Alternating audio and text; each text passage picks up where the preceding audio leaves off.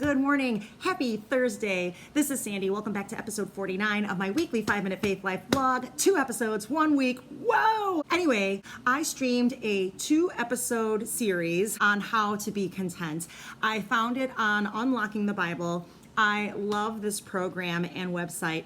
I listen to Unlocking the Bible on WMBI 90.1 FM here in Chicago, Monday through Friday, 9 to 9:30 a.m. That's Central Time.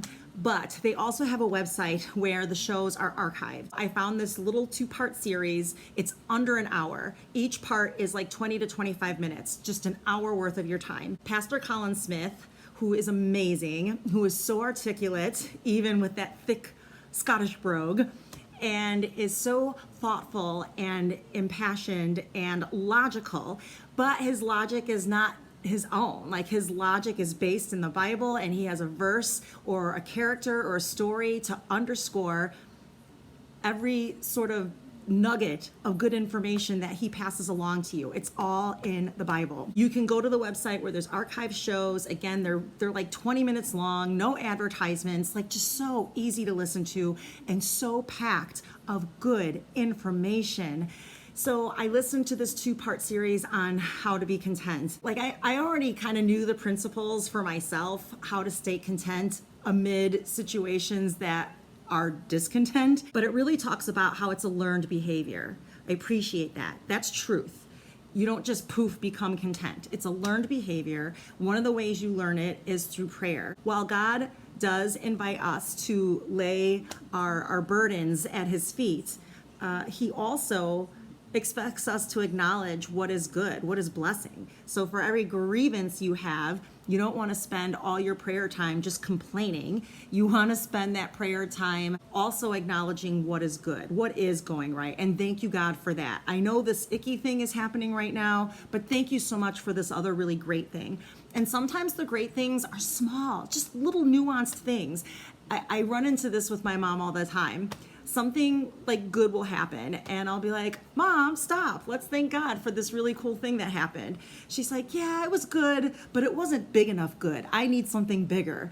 It drives me crazy. God knows my heart, and he knows how I am praying for her breakthrough, however, whenever that comes. Good is good. Sorry, it's not all like mountain moving good. Sometimes it's just a beautiful ripple in the stream, and you have to acknowledge it and give thanks for it and enjoy it in that moment. So that's one way of staying content. The other way, which I appreciated, which was real. So Pastor Colin is talking about the story of Paul. Paul is going on and on about this thorn in his side, and we never really know what the thorn is, but it's very, very troublesome, and Paul is praying on it continually. And through the exercise of prayer, he finally gets an answer from God. He hears through his prayer that the thorn's not going anywhere. You need to work around the thorn.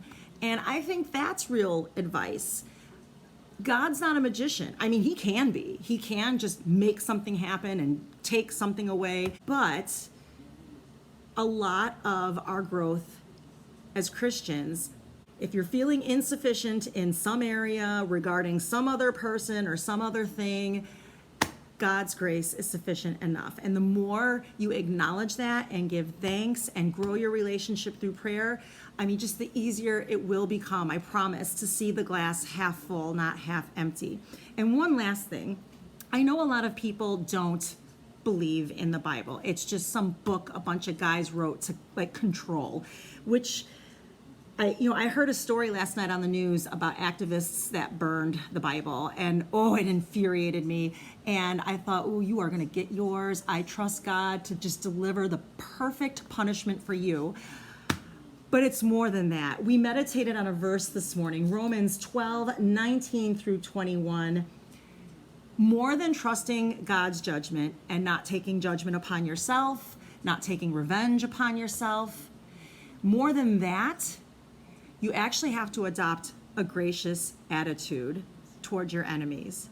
If they are thirsty, offer water. If they're hungry, offer food. And it seems impossible. If activists were in my yard burning a Bible, I don't know how likely I am to be offering water and food. maybe I would be offering water in the way of living water.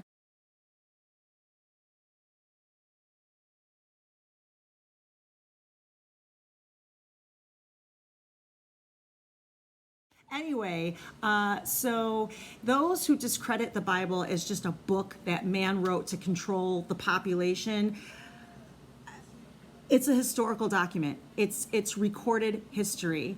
And since history's been recorded, humans have been relying on recorded history to learn, to discover, to create.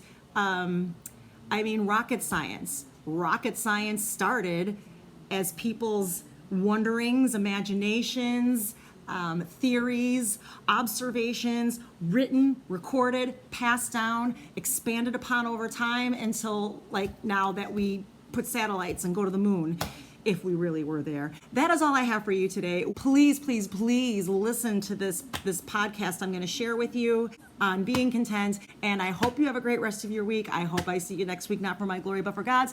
God bless, bye.